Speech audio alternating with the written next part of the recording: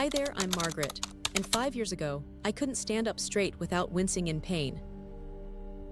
Getting out of bed each morning. That was a 15-minute ordeal of groaning, stretching, and sometimes even tears. At 65, I'd resigned myself to the old person shuffle. You know the one, hunched forward, taking careful steps, afraid that any sudden movement might send shooting pain up my spine. My grandkids started calling me Grandma Turtle because of how I'd retreat into my hunched shoulders whenever my back spasmed. But today, I just got back from a 3-mile hike with my dog. Yesterday, I helped my daughter move furniture. And last weekend, I danced at my grandson's wedding for hours.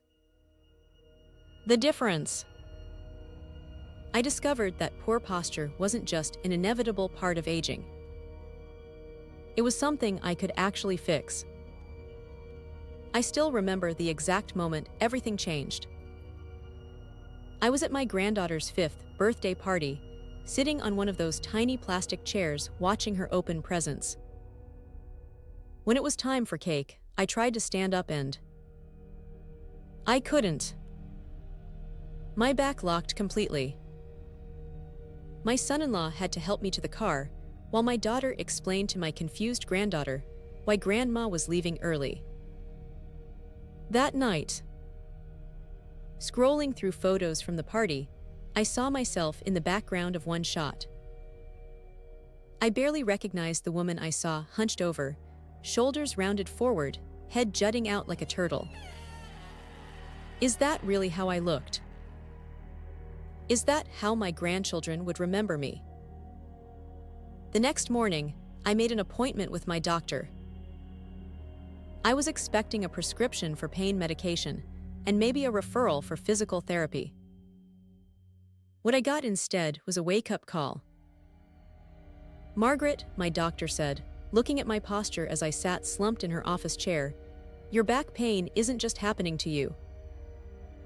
In many ways, you're creating it. I was offended at first. Creating my own pain. I wanted to tell her she had no idea what it was like living in my body. But then she showed me something that changed everything. Using a posture analysis tool, she took a picture of my standing profile and drew lines showing how far my head jutted forward, how my shoulders rounded, and how my upper back curved. Then she calculated the effective weight my spine was trying to support because of this poor alignment. Your head weighs about 10-12 pounds, she explained, but with this forward position, your spine is working to support what feels like 30-40 pounds of pressure. No wonder you're in pain. That was the moment I realized my posture wasn't just about standing up straight like my mother used to nag. It was about the daily stress I was putting on my body and the pain I was inadvertently causing myself. Before jumping into my journey to better posture, I needed to understand why this was happening in the first place. Why had my once straight spine decided to curve like a question mark? My doctor explained that several factors contribute to the postural changes we experience as we age. First, there's the lifetime of habits, decades of sitting at desks, looking down at books, leaning over steering wheels, and now hunching over smartphones and tablets. Our bodies literally mold themselves to the positions we most frequently adopt. Then there are the physical changes in our bodies. As we age, our spinal discs, those cushiony pads between vertebrae, begin to lose fluid and flatten. Our muscles, if not regularly strengthened, become weaker and less supportive. Even our vision plays a role. As it deteriorates, we tend to lean forward to see better. For women like me, there's also the bone density factor. After menopause, the drop in estrogen accelerates bone loss, which can lead to compression fractures in the spine, creating that stooped appearance we often associate with elderly women. And let's not forget the psychological component. When we're stressed, depressed, or lacking confidence, Our bodies naturally curl inward, shoulders rounding, chest caving, as if we're physically trying to protect ourselves from the world. Understanding these factors helped me realize something important. My poor posture wasn't a moral failing or a simple bad habit. It was the result of decades of living in a modern world that our bodies weren't designed for, combined with natural aging processes. But here was the good news. While some of these changes were inevitable, their effects weren't. With the right approach, I could counteract many of these forces and reclaim my posture, my height, and most importantly, my comfort and mobility. After that eye-opening doctor's appointment, I was eager to transform my posture overnight. I wanted to stand tall immediately. But my doctor cautioned me against trying to force dramatic changes too quickly. Your body has adapted to these positions over decades, she explained. Trying to correct everything at once will just cause more pain and frustration. Instead, she suggested starting with small, sustainable changes that would gradually retrain my muscles and spine. The first change was ridiculously simple, setting hourly reminders on my phone. Every hour my phone would buzz, and I'd do what I now call my posture check. Feet flat on the floor, sitting bones grounded in my chair, shoulders relaxed but back, chin slightly tucked, imagining a string pulling the crown of my head toward the ceiling. I'd hold this position for just 30 seconds at first, noting how different, and yes, initially uncomfortable, it felt compared to my habitual slump. The second small change involved my daily routine. I started paying attention to the everyday movements that were reinforcing my poor posture. How I got out of bed in the morning. How I stood at the kitchen counter. How I watched TV. The third simple change was the most impactful. I began to think about posture as an active process rather than a static position. Good posture isn't about rigidly holding yourself in a correct alignment. It's about moving with awareness, shifting positions frequently, and giving your body the variety of movements it needs. These small changes didn't transform my posture overnight, but they did something equally important. They made me conscious of how I was using my body throughout the day. After just a week of these hourly posture checks, I caught myself automatically adjusting when I felt myself slipping into old patterns. My body was beginning to relearn what proper alignment felt like. What surprised me most was how these tiny adjustments affected my energy levels. By the end of that first week, I wasn't experiencing that mid-afternoon energy crash that I'd always attributed to just getting older. Apparently, fighting gravity with poor posture had been exhausting me in ways I hadn't even realized. What no one tells you about improving your posture is that it's not just a physical journey, it's an emotional one too. About 3 weeks into my posture improvement efforts, I had a moment that brought this home in a powerful way. I was at the grocery store, standing in line at the checkout. I did my now habitual posture check, feet grounded, spine lengthened, shoulders relaxed but not rounded. An elderly gentleman behind me commented, "You have such beautiful posture." "You must have been a dancer." I laughed and told him no, just someone working hard on standing properly. But as I walked to my car, I realized I was feeling something I hadn't felt in years, pride in my physical presence. Not vanity about my appearance, but a fundamental sense of dignity in how I carried myself. That's when I began noticing other emotional changes. Standing taller literally changed my perspective. I was looking the world in the eye again, not down at the ground. My voice became stronger because my lungs had more room to expand. I found myself speaking up more in my book club, volunteering more at community events. There's fascinating research about the connection between posture and emotion. When we stand in a powerful, open posture, our bodies actually produce less cortisol and more testosterone, which is associated with confidence. It's not just that confident people stand tall. Standing tall actually helps create confidence. I experienced this firsthand when I ran into my ex-husband at a community event, a man who had always made me feel small and insignificant during our marriage.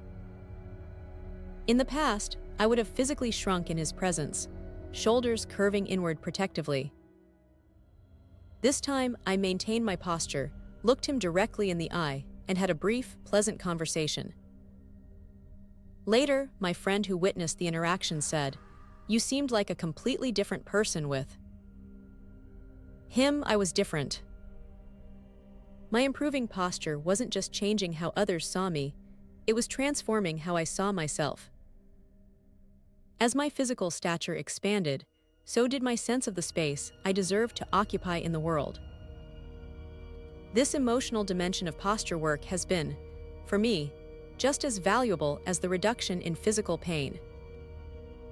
And it happened almost by accident, simply as a byproduct of standing the way my body was designed to stand. Once I was committed to improving my posture, I realized how many elements of my daily environment were working against me. My favorite reading chair, my computer setup, even my bed, they were all inadvertently reinforcing my poor posture habits. So I began what my children jokingly called the Great Ergonomic Revolution. I didn't have the budget to replace all my furniture, but I found small, affordable ways to modify my environment to support better alignment. First was my workspace. I raised my computer monitor so the top of the screen was at eye level, preventing that forward head tilt.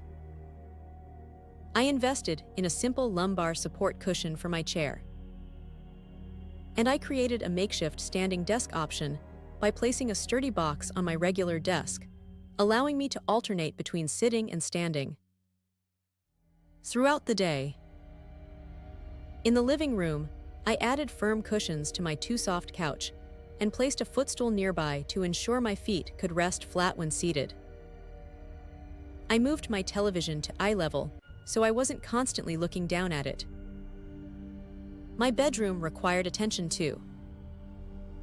After researching mattress options suitable for posture support, I decided my current mattress could work with some modifications. I added a medium-firm mattress topper and experimented with pillow arrangements until I found one that kept my spine aligned while sleeping. A body pillow became my new best friend, supporting the natural curves of my body when side sleeping. Even my car got an ergonomic makeover. I adjusted the seat position and added a small lumbar roll. For long drives, I set my phone to remind me to take breaks every hour to stand, stretch, and reset my posture. These environmental changes served as constant, passive reminders to maintain good posture. Rather than having to fight against furniture that encouraged slouching, I created spaces that naturally guided my body into better alignment. The most unexpected benefit came in the kitchen. I realized I was constantly hunching over my too low countertops when preparing meals. Rather than renovating, I found a simple solution. I started using a large cutting board placed on top of a low box, raising my work surface by about 4 inches. This small adjustment meant I could chop vegetables without rounding my shoulders forward, and suddenly, cooking wasn't triggering back pain anymore. What I learned through this process was that our physical environments shape our bodies in subtle but powerful ways. By making these modest adjustments, I was essentially creating an ecosystem that supported my posture goals rather than undermining them. About 2 months into my posture improvement journey, I hit a plateau. The simple awareness exercises and environmental changes had made a significant difference, but I was still experiencing some discomfort and catching myself reverting to old patterns, especially when tired. My doctor had mentioned that muscle weakness was contributing to my posture problems, but I'd been avoiding this aspect of recovery.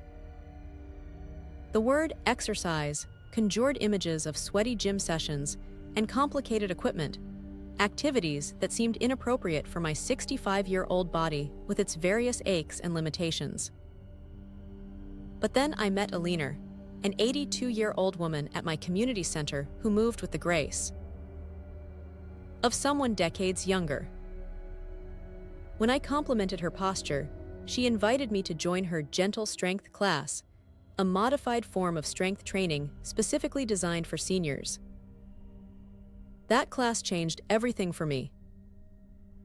I learned that the muscles most crucial for good posture, the core, upper back, and posterior shoulder muscles, were precisely the ones that tend to weaken with age, especially in women. And I discovered that strengthening these muscles didn't require lifting heavy weights or performing painful contortions. Under Alina's guidance, I began a simple routine of targeted exercises, gentle planks against the wall rather than on the floor, row movements using resistance bands instead of weights, shoulder blade squeezes that I could do while watching television. The key insight was that strength training for posture didn't need to be intense to be effective. Consistency mattered more than intensity. I started with just 10 minutes a day, 3 days a week, gradually building to 20-minute sessions 5 times weekly. Within 3 weeks of adding this gentle strength work, I noticed a remarkable difference. Standing in proper alignment began to feel natural rather than forced. My body was developing the strength to maintain good posture without constant conscious effort on my part. Even more surprising were the secondary benefits. My balance improved dramatically. I no longer felt unsteady reaching for items on high shelves. My walking pace quickened naturally. And activities that had become challenging, like gardening and playing with my youngest grandchildren on the floor, became pleasurable again. This gentle strength revolution, as I came to think of it, taught me something profound about aging bodies. Weakness isn't inevitable, and we don't need extreme measures to counter it. Small, consistent efforts to maintain muscle strength, especially in those postural muscles, yield disproportionate benefits for overall function and comfort. For anyone over 60 concerned about posture, this might be the most important message. Your muscles can still be trained at any age. They may respond more slowly than they did when you were younger, but they do respond. And when they do, they can transform your posture and your life in ways that no passive treatment ever could. One unexpected aspect of my posture journey was discovering how deeply our physical bearing affects our social interactions. About 4 months into my posture improvement efforts, my daughter made an observation that stopped me in my tracks. "Mom, people are responding to you differently now." She pointed out that servers at restaurants made more eye contact with me. Store clerks were more attentive. Even my own friends seemed to listen more intently when I spoke at our weekly card game. At first, I dismissed this as coincidence or imagination. But then I began paying attention, and I realized she was right. My improved posture was changing how others perceived and responded to me. Research confirms this phenomenon. Studies show that people with upright posture are perceived as more confident, competent, and even more trustworthy than those who slouch. One study even found that job candidates with better posture were more likely to be hired than equally qualified candidates who slumped during interviews. This social dimension created a positive feedback loop in my posture journey. The improved responses I received from others reinforced my motivation to maintain good alignment. I wasn't just standing tall for my physical health anymore. I was doing it because it enhanced my social connections and sense of belonging. This became particularly evident in my relationship with my grandchildren. Previously, my hunched posture had subtly communicated fragility. They'd been careful around me, sometimes overly solicitous, treating me like I might break. As my posture improved and I moved with more confidence, their perception shifted.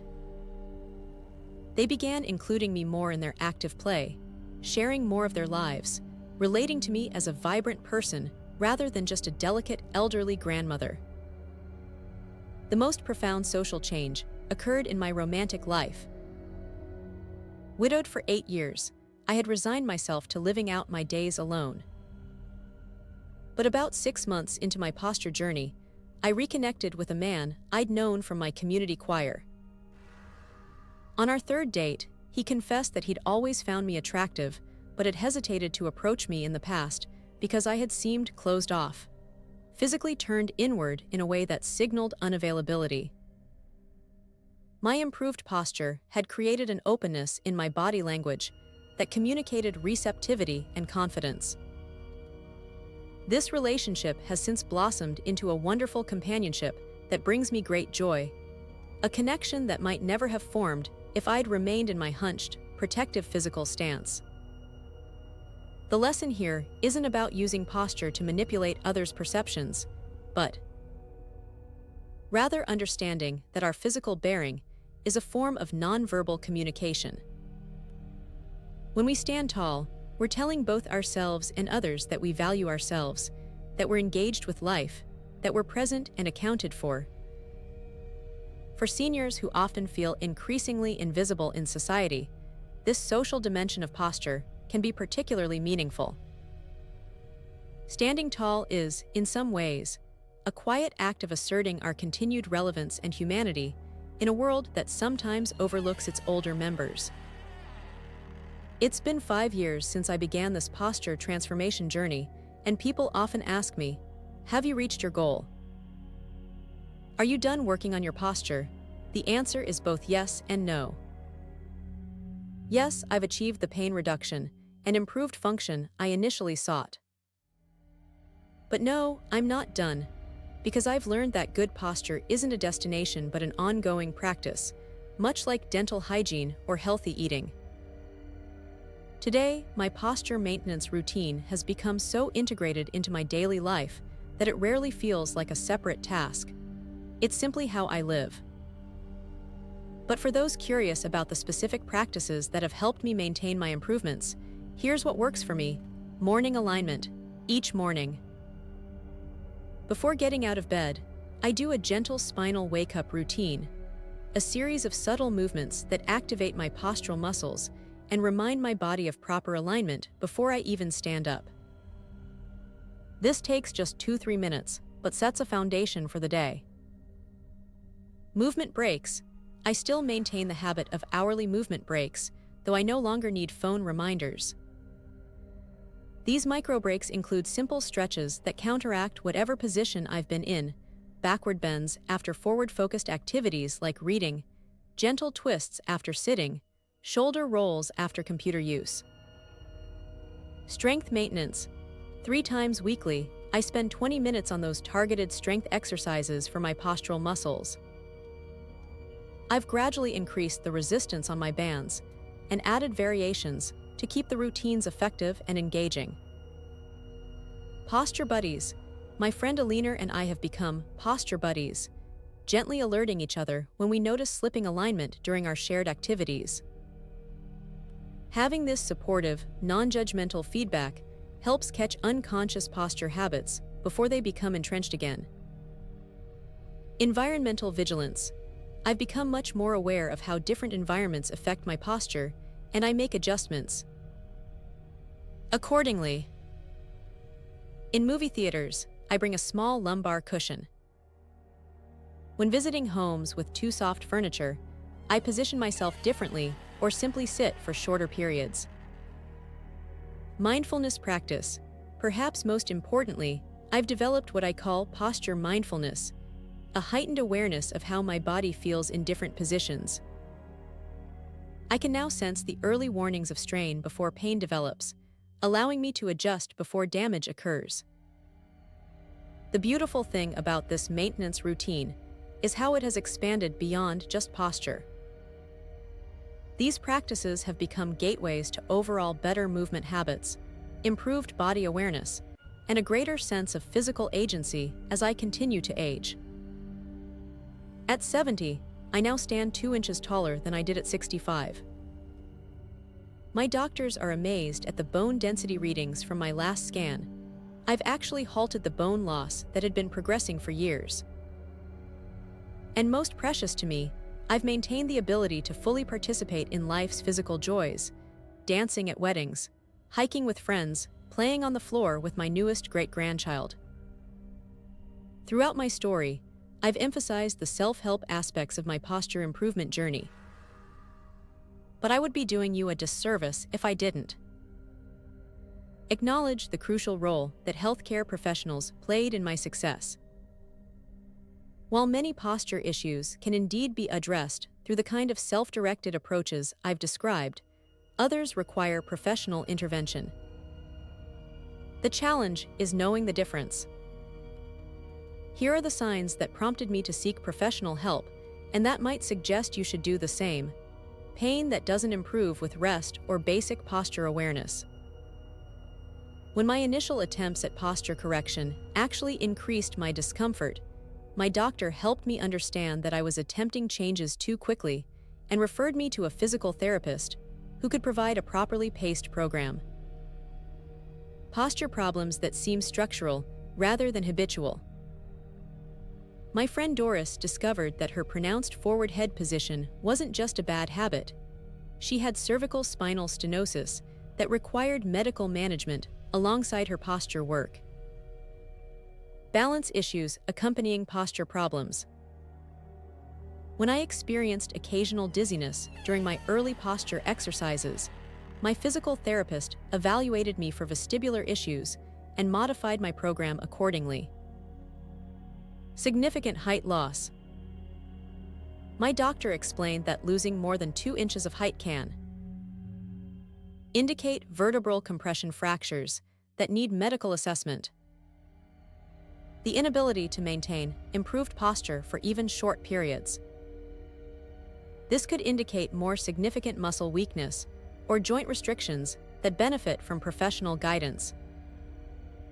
The professionals who supported my journey included my primary care physician, who provided the initial assessment and referrals, while also monitoring how posture improvements affected other health conditions like my mild hypertension.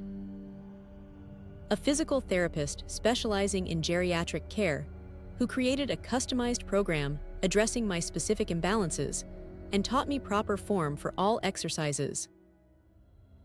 Occasionally, a massage therapist, who helped address muscle tension patterns that were making it difficult to maintain new posture habits. For a brief period, a mental health counselor, who helped me work through the surprising emotional aspects of changing my physical presence in the world. What I appreciated most about these professionals was their collaborative approach. They didn't just treat me, they educated me, empowered me with home strategies, and gradually transferred responsibility to me as I became more capable of managing my posture independently. If you're inspired to begin your own posture improvement journey, consider starting with a professional assessment.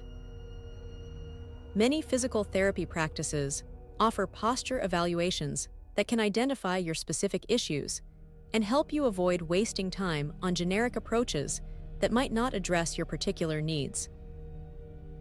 Remember that seeking professional help isn't a sign of weakness or failure.